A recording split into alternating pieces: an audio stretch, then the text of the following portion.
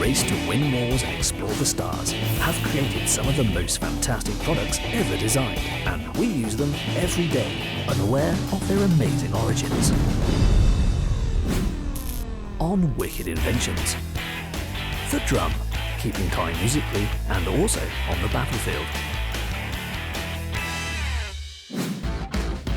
The slinky, how a simple metal spring defies physics. The fencing sword, the deadly past of this Olympic sport.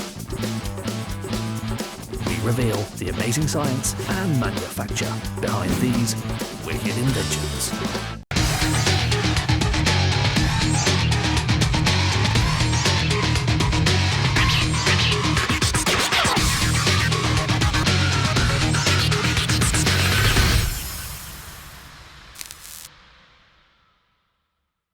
From the Neolithic era to the 21st century, one invention has been our constant beating companion. It has been used by the ancient Chinese and Mongolian tribes, the Aztecs of Mexico, and Native Americans in the plains of the United States. We're talking about, of course, drums. With regards to drums, we've got to go back in time. Really ancient times. Africa, the hollowed out log, intimidating the next tribe, the enemy, or the next village you're coming. The Native Americans with their drums, it's telling you, we're coming. Drums are the oldest musical instrument, and its basic design has remained almost the same for thousands of years. Drums benefit from a very simple design. It is classified as a membranothlone. Since it consists of at least one animal hide that has been stretched, and when struck by hand or a drumstick, it produces a deep and loud sound, and is commonly viewed as the root of music. But its use on the battlefields of history has given this instrument a bloody past. Many kingdoms, tribes and nations rose and fell at the sound of a beating drum. Well, the most simple use for the drum is marking time for the regiment and beating the time of their different movements when they're doing their drill. Both in the English and the American Civil War, the drum beat was paramount. It was the most important thing. Without it, you couldn't get all of your men to present at the right time, fire at the right time, otherwise it would be chaos on the battlefield. Even though we've been using the drum for over 5,000 years, its role on the battlefields of history make this instrument a remarkable, wicked invention.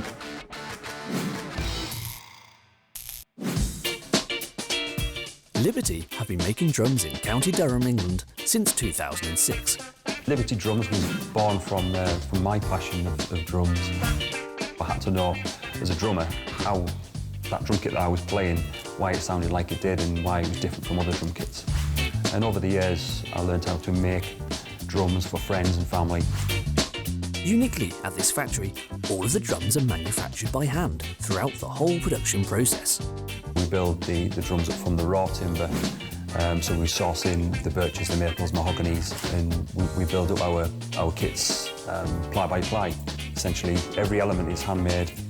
All the timber is always handled by hand to right to the finishing process to a really fine instrument. The process begins with the selection of the finest timber to make the shell of the snare drum. Strips of plywood are measured out and precisely cut to size. These will be laminated together to form the drum shell. Each drum shell is formed from a raw sheet of ply. In our case, we use a lot of birch. So the birch ply would be hand cut and placed in a cross-laminated formation, so it gives it strength and durability. It depends the type of design of drum, how thick, how many veneers. For what will become the outer layer of the drum, 2 strips of the plywood are laid up either side of a decorative beading strip and held in place using masking tape. Each plywood layer is coated with a special glue component and carefully manipulated into place within a solid-walled mould. Each veneer gets a coat of glue by hand and then placed in the mould. Each ply, we use a specific compound of glue. And then each leaf or veneer we placed in the mould to make up that specific drum. So it depends the type of design of drum, how thick, how many veneers. The purpose-built mould applies external pressure to the plywood layers. The shell is left to dry naturally in the mould for 24 hours to ensure a good bond. Once dry, the drum is extracted from the mould and checked for any imperfections in the laminate.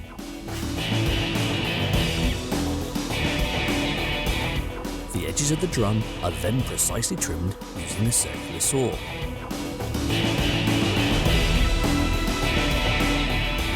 The drum surface is then carefully sanded by hand to ensure a good, smooth finish. Next, the decorative bead is masked with tape, and one half of the drum is stained with a coloured lacquer.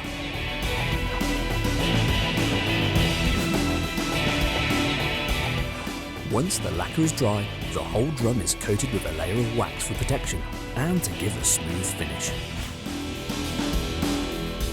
Once the desired finish is complete, the edges of the drum are beveled using a routing tool.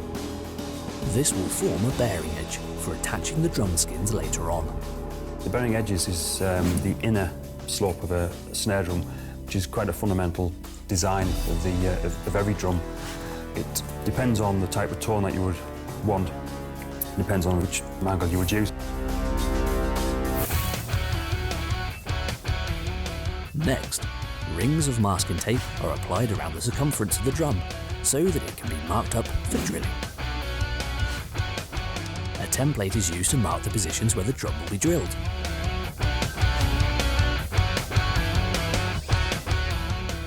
More masking tape is applied at each position around the drum, and a template is used to mark the correct positions for the drilling holes.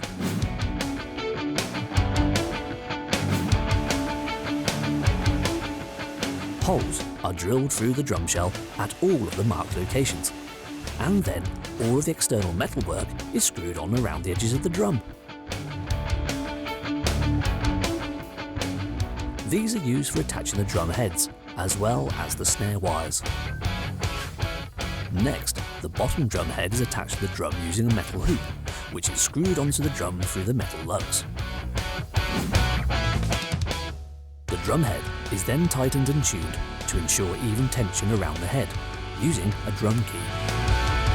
The wire snare is attached to the bottom head of the drum. The snare wires stay in contact with the drum head and vibrate when the drum is hit. It is this that gives the snare drum its unique, snappy sound. The final step is to attach the top drum head and tune it, ready for a thorough test in the drum room.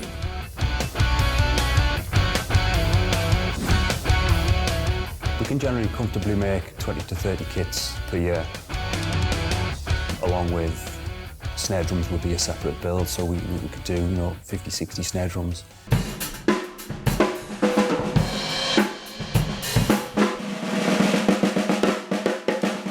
A drum kit isn't just a drum kit. A drum kit is a professional instrument which is built for purpose. And there could be quite serious pieces of kit, and they last forever. So, there you have it, the snare drum. From marching band to rock star, it truly is a wicked invention. The slinky, a metal marvel that still continues to amaze young and old alike. But how is this innocent toy connected to World War II? And what is the amazing science behind its quirky ability to walk downstairs?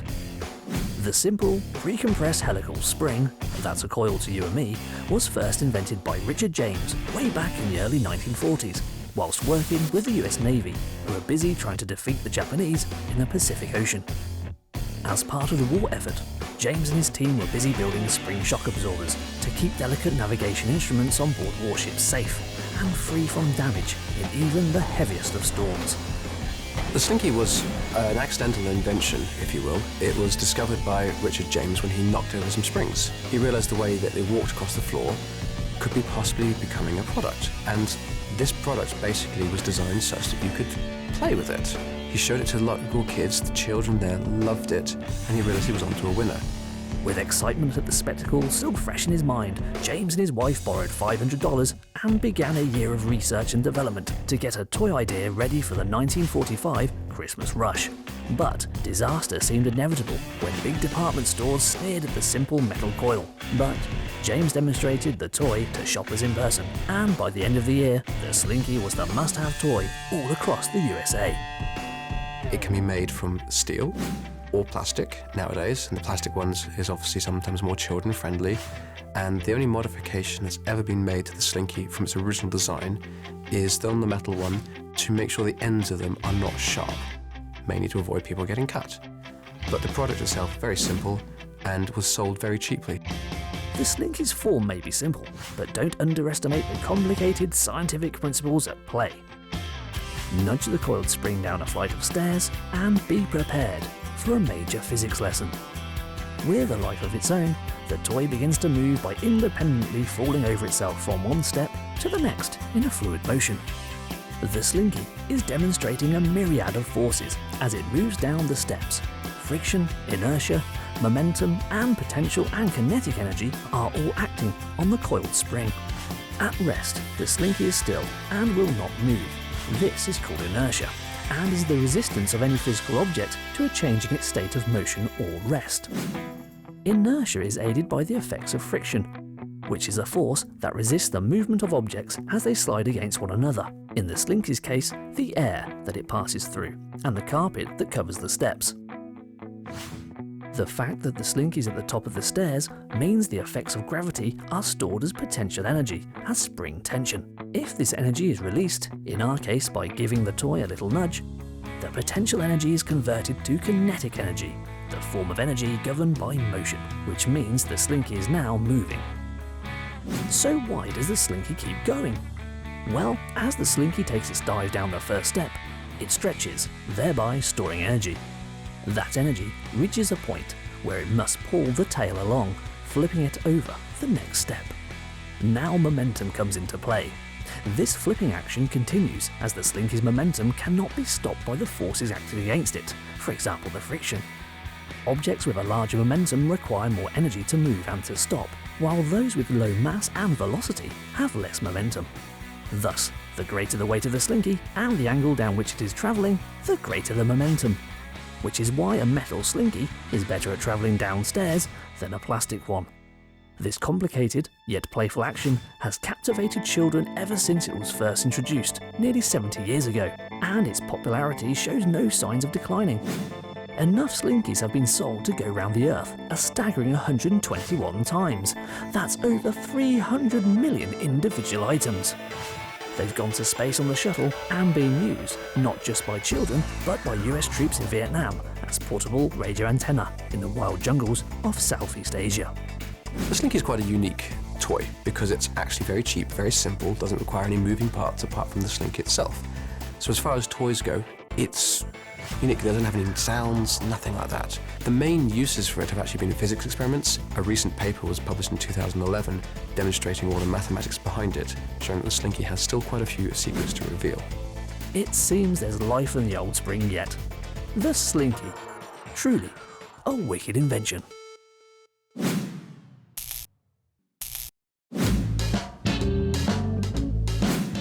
The slinky might have been flying off the shelves since the 1940s, but can it actually fly?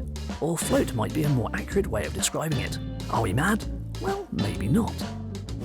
The experiment. We will drop a large slinky from a great height and film it using a special slow-motion camera to capture the results. To start, a large building with a platform with easy access to allow for a very scientific dropping of a classic children's toy. Check. Large slinky. Check. Special slow-motion camera focus and expose at the absolute perfect settings to capture our spectacular slinky fall. Check. Our gallant tester ascends the stairs, takes position, and is all set for the experiment to begin. With his arm outstretched at a perfect 90 degrees to his body, he lets the slinky unravel to its fullest extent, whilst expertly holding on to one end. He signals that he's ready, and a disembodied hand presses record on the camera. The test can begin. Our man lets go of the slinky, and less than 2 seconds later, it hits the ground. Did you see the slinky float? No? Neither did we. Let's review the tape. Now seen at 150 frames per second, we can see something amazing happen. As the slinky is released, the top of the toy falls vertically as you would expect. But look at the bottom. It is not moving. Floating perhaps. Astonished? Well, we are. But how is this steel spring cheating gravity? Again, science comes to our aid. Before it is dropped, the bottom of the slinky is suspended with gravity pulling it down in one direction and the spring's tension pulling it up in the other, so equal and opposite forces act on the bottom, leaving it motionless. When the top is released, the information that the tension has changed takes a moment to reach the bottom of the spring by spreading as a compression wave down through the slinky. Once the wave hits the bottom of the slinky, it knows to fall to the bottom, so to speak. So there you have it. Point proved. The slinky can float. Well, kind of. The slinky. Truly a wicked invention.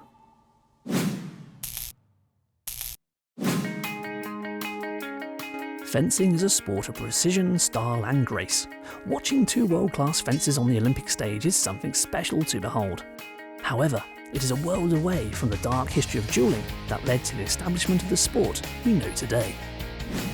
Starting with prehistoric clubs and spears, armed combat has been around for almost as long as mankind. Throughout history, there are plenty of references to heroes selecting one another for a duel. We've all heard of Roman gladiator fights and duels, but it's perhaps a lesser-known fact that the Romans frequenting baths often duelled with sticks, arguably an early sign of what was to evolve into modern fencing. Dueling is the engagement in combat between two individuals, both with matching weapons and often with a set of pre-arranged rules. Duels were fought as a way of regaining or retaining a sense of honour, as opposed to necessarily killing the opponent. Roman soldiers were trained to thrust instead of cut, as a raised arm cutting motion would expose vital organs to the enemy. This thrust is the basis of modern fencing technique. By the 14th century, sword fighting schools were quite common in many European countries. This established a correct way to fight with a sword, and the lack of ability to do so was seen as ungentlemanly. There was a fencing instructor called George da Silva who actually said that if a man carries a sword but cannot use it, he's as full ridiculous as a man who carries books but cannot read. By the 19th century, as duels became less common and actively discouraged, fencing became increasingly recognised as a sport. Slowly, the combative aspect of fencing faded until we were left with the pure sport of today, and saw it recognised in the first Olympic Games of 1896. So fencing is one of only about 7 or 8 sports that has been included in the Olympic Games since its very inception until present day. And that means that it's become a very global sport. It's done from all over the world, in all corners of the world, in places that you never would have thought that fencing would be possible. Modern Olympic standard fencing is broken into 3 categories, each referring to the weapon used and each with their own different set of rules. Foil fencing uses a light and flexible sword. Arms and legs aren't allowed to be targeted, so all of the action takes place with accurate thrusts to the torso, neck and groin. Épée is similar, but the sword is heavier and the whole body can be targeted. Sabre fencing only allows athletes to target above the waist and uses a light, cutting sabre sword. Today, because of the high-speed nature of the sport and to ensure accuracy, all judging is done electronically. Fencing is so fast that it was very hard for the referees to see exactly what had happened, and now by adding an electronic scoring element into it, you can be 100% sure who's got that hit and who's therefore won the fight. One of the leading producers of modern Olympic fencing equipment is London-based Leon Paul. So we've been producing fencing equipment for 96 years, but we've been creating swords and forging the blades for about 60 years now. So, how are these wicked inventions made? An Olympic fencing sword is designed to be incredibly light, so it can be very accurate and very fast for the athletes to move and score hits with. What we've done at Leon Paul is we've managed to reduce the weight by introducing new metals like miraging steel, aircraft aluminium for the alloy in the guards, and even the handle is made from magnesium, making it 40% lighter. There are many individual steps involved in producing an Olympic standard sword for fencing. The process begins with miraging steel, a metal of superior strength and toughness, yet still has a high level of malleability. We use miraging steel for the Olympic blades, and that's because it has very little carbon in, and that means less flaws are likely to propagate, and that means that it's going to last a very long period of time. The steel is first cut to the correct length using a saw. This particular automated saw can cut many blades at a time to precisely the right measurements needed. Once cut, the area of the blade that will form the handle is then heated to form what is known as the tang. These tangs are rounded and allow for comfortable grip or the addition of a moulded or wooden handle. The blade is then taken to the main forge, where it is heated to roughly 800 degrees centigrade using radio frequency coils, much like the heating process in a microwave. Once the metal is red hot, rows and rows of very strong hammers thin the blade out to the correct proportions to produce the perfect foil shape. There's some quite unique developments in fencing. For example, the blades can be made to be heavier at one end than the other, and this can allow a more attacking fencer to have a lighter, faster moving weapon, or a more defensive fencer to have a stronger parry or a stronger block. There's also now the introduction of being able to custom make your grip so it fits your hand perfectly by the introduction or invention of 3D printers. And finally, you're able to make the tip, the electronic scoring apparatus that's in the very end of the blade, can be made out of titanium, making it much, much lighter and much stronger and more durable. Now formed, the blade is beginning to resemble a recognizable foil. The metal is then heat treated. This heat treating process is vital in producing a great quality blade. Because the steel can become brittle in the forging process, heat treating re-strengthens the metal and also increases its flexibility, allowing it to withstand pressure and become extremely long-lasting. The world record for the longest lifespan of a blade is about 37,000 cycles, so that's 37,000 hits, and that record is actually held by a Leon Paul blade. The surface of the blade is then finished first in a grinding machine, which gives it a smooth finish.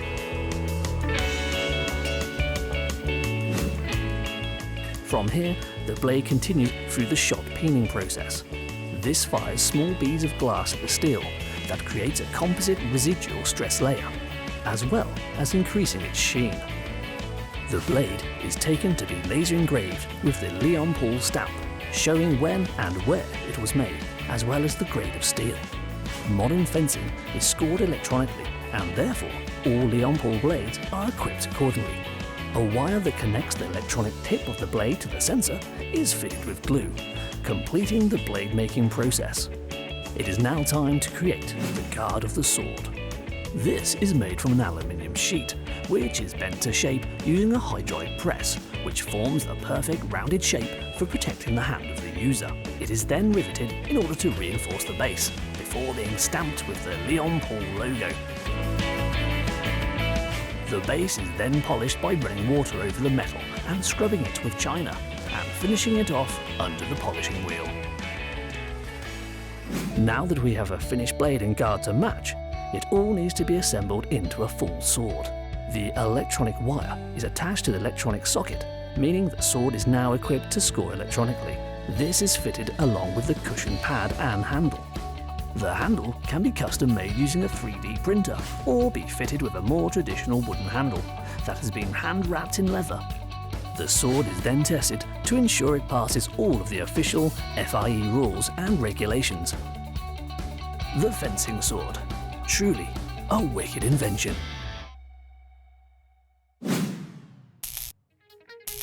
So there you have it, a dash through the hidden history, super science and amazing manufacture of products that you use every day, but have never realised their amazing background. The drum, the slinky and the fencing sword, all wicked inventions.